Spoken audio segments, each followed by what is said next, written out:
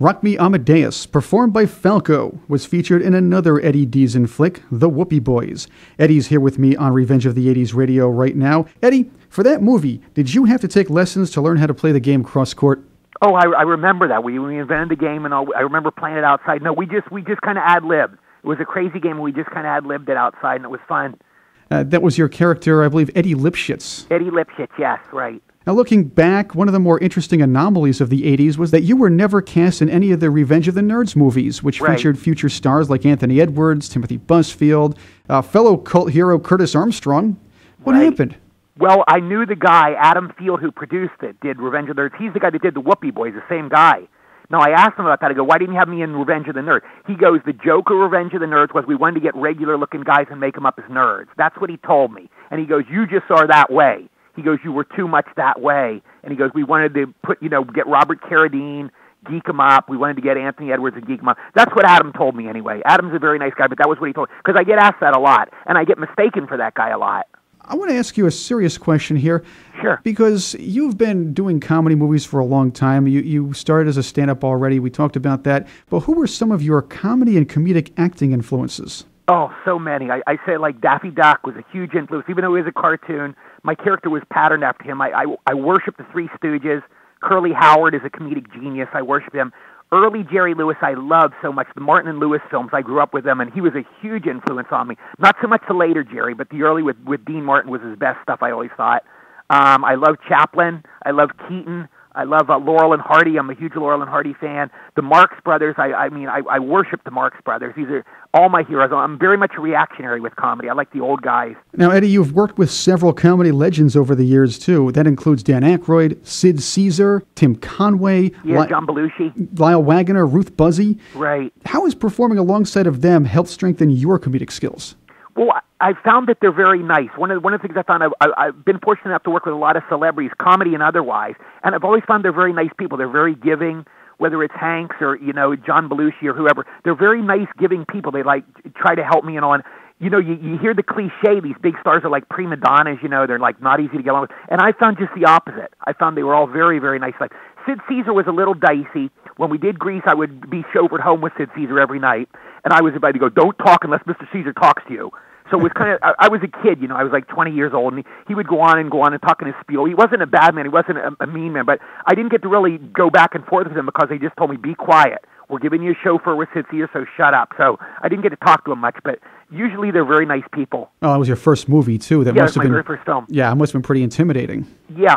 Travolta was a great guy. He'd come up to me every day. How are you, buddy? I was a lonely kid, and he was like, John Travolta at that time was like God. But he'd come over to me every day. How are you, buddy? He'd make a point to shake my hand. I never forgot what a nice guy he was. Well, you finally got to be the big star. I mean, the leading man in a film in 1990, Mob Boss, which was actually Morgan Fairchild, yeah. Yeah, that was actually a better movie than people think.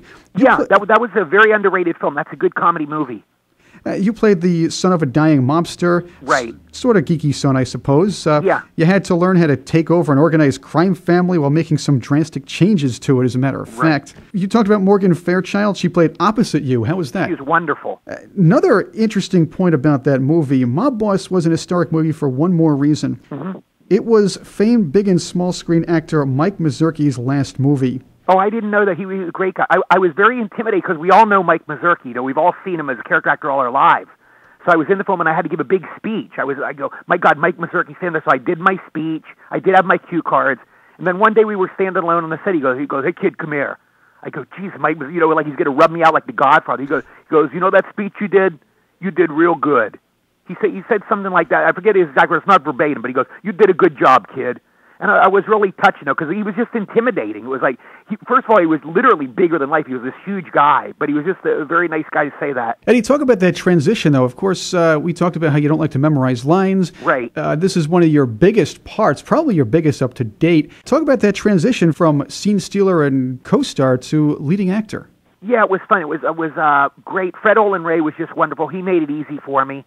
Yeah, I actually didn't use cue cards except for the big speech in it. And I just want to tell you, Morgan Fairchild is a great kisser. She asked me the easiest question I've ever been asked in my life. Morgan Fairchild and I, there's one scene where we make out in the bed. She's kissing me, and it's a gag, and I turn on the guy, and my glasses are steamed up, after kissing the beautiful girl. So Morgan and I are about to kiss. She goes, Eddie, do you want to rehearse this?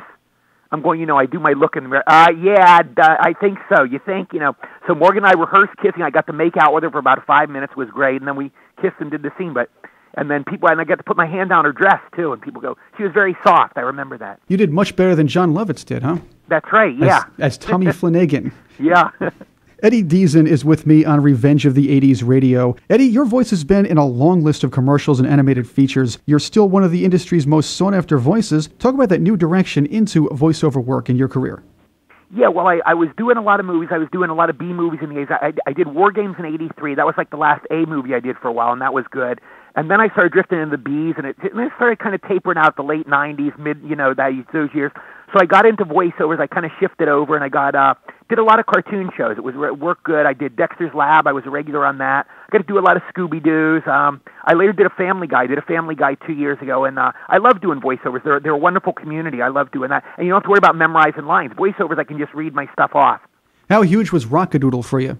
Rockadoodle was fun. I remember doing that with Don Bluth. It was a fun film. I remember doing that. You mentioned Dexter's Laboratory. You play Mandark. Yes. Now, how much of Menlo Schwartzer was put in Mandark? Good point. They're kind of like interchangeable, aren't they? I think Mandark was kind of drawn to look like me. You could see the character is kind of like a caricature of me. And I got to work with my favorite animation director, Colette Sunderman, who I love. The girl, Dexter was a girl, it was the girl who was in Babe. Chris, I forget her last name, but she was a girl in Babe. She was wonderful, and then she later got sick and quit the show, and then another girl took over, Candy. But that was real fun. Dexter's Lab was probably my favorite cartoon I've ever done. I love doing that. Was the laugh your creation? No. You know what happened? I had always done the comedy. I would do in some of my films. I'd do this. I go, "Hi, I'm gonna walk down the street with a girl." I go, "Ha!" That was always my laugh. So we were doing the Mandark. And then the director called, she goes, "No, that doesn't sound right. You got to be a mad scientist." You go, "Give me a maniacal mad laugh." And then I did, "Ha ha ha ha ha ha ha," and we shifted into that. And she was the one that actually thought of it, though. I was going to use the one because the one laugh always would get laughs. I would go, "Ha," and that would always get a laugh for whatever reason. But then we got the more maniacal one. I guess if it's the mad scientist, Mandark better. Now, Eddie, while your 80s fans will instantly recognize you by sight when you're out in public, how easy is it for your younger fans to recognize your voice?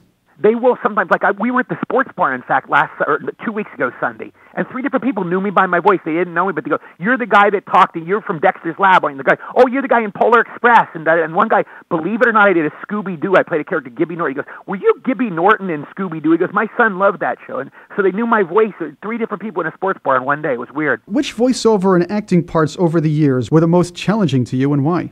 Well, definitely Polar Express, because just the impact of having Tom Hanks there. I was there. I didn't know he was going to be in. I got Bob Zemeckis remembered me after 25 years, and he wrote me in. He wrote me in his know-it-all on Polar Express. And so I reported to the set the first day. It was January, I think, 2004. Tom Hanks comes in. You're kidding, right?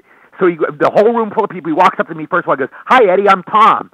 So I'm like, no blank Sherlock, what I'm filling in with that word. I'm like, Tom Hanks introducing himself to me, Tom Hanks in this film. And he was so nice all the way through the movie. He was just a great guy. He'd come over and we'd kibitz every day, but, it's kind of surreal when you meet a star that night, too. It's like, you're talking to him casual. You're talking about women or baseball or the weather or whatever. But, at no time you don't think, I'm talking to friggin' Tom Hanks. And I never forgot I was talking to him. But anyway, he found out it was a baseball film. We were both baseball nuts. And he literally took me to 3 Dodger games. He took me to 3 Dodger games after the movie. So he was just a great guy. He was like a big brother to me. Funny thing about Polar Express is that I was sitting down to watch it at home, and I wasn't really into it. It was a kid's movie, I suppose. And I was like, all right, let it roll. I'll just sit down and watch. There's nothing else on. All of a sudden, I hear your voice, and I was like, Eddie Deezen's in there, so I got to watch this now. It's like watching a Bruce Campbell movie. Right. Certain actors you just want to see, and you're one of those for a lot of people from the 80s. Thank you, Chris. That's very nice of you. Including myself here. As far as your voiceover and acting parts over the years, which ones were some of your favorites? I think if you look back, I think I Want to Hold Your Hand because it was the Zemeckis type. Zemeckis is by far my favorite director, by far the best director I've ever worked with. That was his first film, And Bob, I think his touch, you can see it in I Want to Hold Your Hand. Plus, I was kind of playing myself in I Want to Hold Your Hand. I am the world's biggest Beatles fan. I worship the Beatles. I love the Beatles. So I kind of play myself. So that will always be my best role, I think. And I think Polar Express you put up there because, again, it was Zemeckis' genius, and he kind of let me be myself, so that was good. Grease I love because how huge the film was. I think Grease, at least with girls and women, it's got to be the most watched film of all time. I've met literally thousands of girls. Grease is my all-time favorite film. I've talked to girls who broke the tape, watching Grease. like watched over and over. So that would be very special to me too. Eddie Deezen is on the air with me. This is Revenge of the 80s Radio. I'm Chris Cordani. You mentioned the Beatles. Here's an interesting Eddie Deezen fact. You were in a 2005 documentary about Beatles fans called Me and Graham, the soundtrack of our lives. Yeah. Now, the idea was, I guess these guys were searching for big Beatles fans. You got to play yourself in that one, too, huh? Exactly. That was a documentary, and we got interviewed in that. They were very nice people. I don't know if that ever even came out. And you do mention the Beatles a bit on your website, Eddie. You have Beatles trivia. You put them in your posts once in a while. What's your favorite Beatles tune and why? Well, my favorite movie of all time, period, is A Hard Day's Night, and that's my favorite Beatles song, too. I love A Hard Day's Night. I must have seen it maybe like 50 or 100 times. I watch it over and over. Every time it sends chills up my spine, I get goosebumps just because it so captures the Beatles in 64. I'm old enough to remember that. I was like 6 years old, and I remember watching the Beatles on the Ed Sullivan Show. I remember going to see A Hard Day's Night, and you couldn't even hear the dialogue. It was weird. It was a weird place. You'd go to the film, and literally girls scream for an hour and a half. That's all it was. And this is a little city. I was in Cumberland, Maryland. It wasn't like New York or L.A., and they just screamed for 90 minutes. I've never had a movie experience like that. And then I went to Help the next year, and Help was the same. The girls screamed all the way through it. Kind of like the movie I Want to Hold Your Hand from '78. Yeah, exactly. Very similar. What would you want to have been if you did not get into acting, Eddie? Boy, that's a great question. I don't know. Could it be maybe dead I would be now? I don't know. It's like show business so saved me. I worked at my dad's jewelry store a little when I was a kid, and I went to sleep in the display window. I took a nap in the display window, and boy, was Dad mad. He bawled me out and yelled at me, and I don't think he ever forgave me. And it never worked out after that. I don't think I could have got on with my dad, but maybe I would end up working in my dad's jewelry store. I don't know. It's like actors, we're so weird. It's hard to think of us in the real world. We kind of live in our own insular planet, showbiz. And I was glad to be in there. Everybody in showbiz kind of accepts me. Whereas in the real world, I was kind of like very strange. Maybe you could have been in a Beatles tribute band or the Fifth Beatle even. Could be, yeah. Eddie, talk about some of the projects you're working on these days. Yeah, not a super lot. I kind of freelance now, no big movies or anything. But actually, I just signed with new agent and manager, so we'll see. I signed with him last Friday, so hopefully something will come up. But I freelance around the cartoons. I did a Family Guy episode a couple years ago, and I just do cartoons, radio voiceovers, that kind of stuff. Eddie, I wish you good luck because we'd love to hear your voice more on television, and of course, I want to see you in more movies too. Thank you, Chris. It was my pleasure to be here. You're a very nice guy, and I wish you luck with your show. Well, thank you. Eddie Deezen, thank you once again for talking with me on Revenge of the 80s Radio. And to keep up with Eddie, get to his website, eddiedeezen.com. That's eddiedeezen.com. You missed that, you can get it off our website, revengeofthe80sradio.com. That one you know. You can read Eddie's blog, pick up his movies, and more. Eddie, thanks again. Oh, my pleasure, Chris. Revenge of the 80s Radio.